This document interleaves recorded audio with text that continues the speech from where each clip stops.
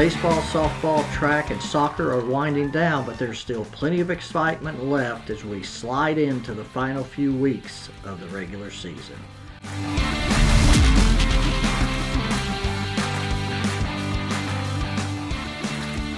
I'm Leland Barclay, and it's my privilege to host the River Valley Sports Report, where we highlight River Valley schools and athletes.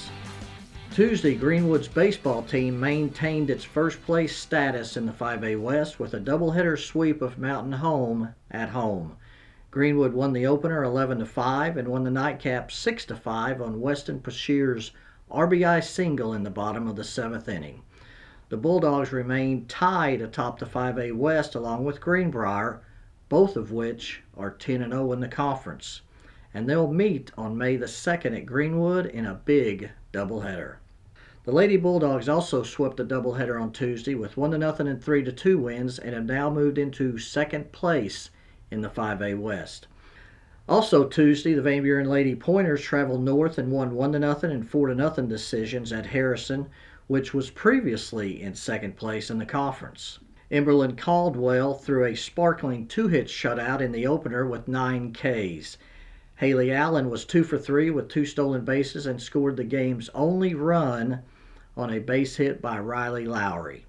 In the second game, Ashlyn Michael homered and Caldwell again spun a one-hitter while striking out 15 to become Van Buren's all-time strikeout king. The Pointers also recorded the road sweep with 13-0 and 23-3 wins at Harrison. Presley Nichols struck out 11 on the mound, homered, and then was walked intentionally 3 times in the first game. In 6A West baseball, Northside dropped its second straight one-run game on Tuesday in a 4-3 loss to Bentonville. Bentonville belted a pair of homers in the top of the 5th inning to turn a 1-1 game into a 4-1 lead.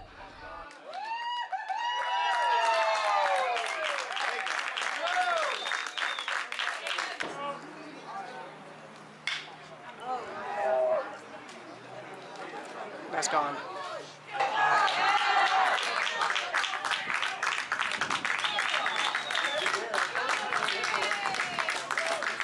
But in the bottom of the inning, the Grizzlies scored twice. Andrew Taylor ripped one past the third baseman, Mason Kincannon walked, and Eli Calderera was plunked to load the bases for Kavion Perkins, who legged out a double that scored Taylor and Kincannon.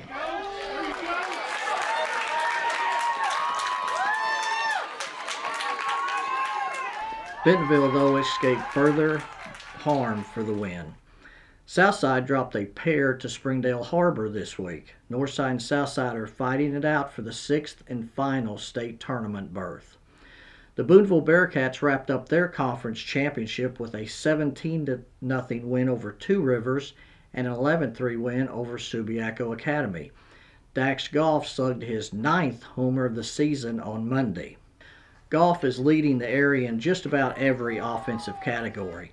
In an 11-2 win over Alma in non-conference play last week, in which Goff singled, doubled, and tripled, we talked with Goff and Booneville head coach Aaron Kimes. Yes, sir. Swings are looking good after a lot of work in the offseason. How nice is it to have the guys around you that you do, like Herrera and Tatum and all those guys? Those guys make it easy. Herrera gets on. He's normally a run because I can hit anywhere and he'll probably score. And then in Tatum behind me, I can get on and he'll put anywhere to help me score. So I love those guys being in the lineup with me. What was it like coming over here today? Non-conference game, but getting a big win against a good opponent. A good opponent like Alma, it's good to have a win going into these next tournaments, kind of give our team a little boost and confidence and stuff, getting the bats rolling, and having a great pitching day by Jays was also a good confidence booster for him.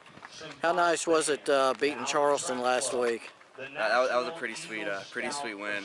Being a rivalry and some recent history that we wont to talk about, beating them was pretty nice. Feels good. Team's been hitting the ball good, and we kept hitting the ball good today.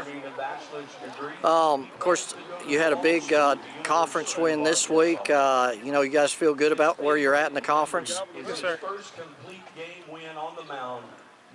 What's been kind of the key for you this year? Hitting, man. We're hitting the ball. Hopefully we can keep hitting the ball as the season goes along. Hopefully we can clean our defense up a little bit. We're still making some errors here and there we don't need to make. How's, Dax Golf, what kind of season? Have you ever seen a guy have the kind of season he's having? No, sir. I think he's batting .650. He's got 8 home runs. He's doing something special right now. But you got a lot of other guys around him. How nice has that been? Very nice. That's what me and Coach Phil were talking about. 1 through 9, we can all hit the ball, and we do a very good job right now. That brings us to the weekly segment, Gimme 5. These are the top 5 performances of the past week in the River Valley. Number 1, we start with the Player of the Week, Mansfield's Allison Edwards. You know her from volleyball, where she was the MVP of Mansfield's championship in the fall. You also know her from basketball when she had 18 points in the regional championship game. Well, she's pretty good at softball too. Edwards allowed 1 hit, struck out 11, homered, and drove in 4 runs in a 16-0 win over Lavaca. This past week, too, she reached the 500 strikeout mark as a pitcher.